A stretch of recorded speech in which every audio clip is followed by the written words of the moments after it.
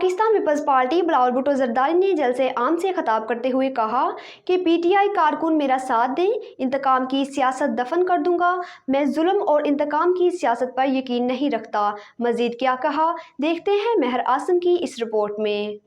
बिस्मिल्लाहिर्रहमानिर्रहीम। नारे तकबीर, नारे रिसालत, नारे हैदरी, नारे भुट्टो।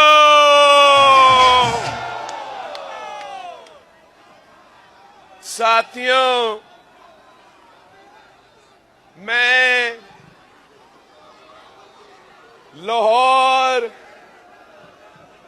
के अवाम के दरमियान में खड़े होके लाहौर के सरजमीन पे खड़े होके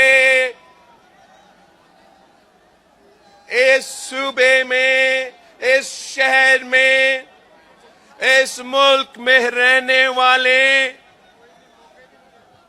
हर शख्स को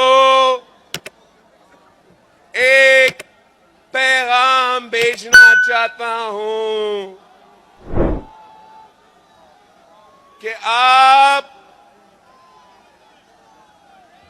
मायूस ना हो। हालात जरूर मुश्किल है। पाकिस्तान की जो आज मुआशी हालात हैं, हमने अपनी तारीख में ऐसा मुआशी बहरान नहीं देखा। जिस तेजी से महंगाई, बेरोजगारी और गुर्बत बढ़ती जा रही है, आवाम मुश्किल में है। जहां एक तरफ मुआशी बहरान है, तो वहां हमारे पूरे मुआशरे में एक बहरान है। हमारे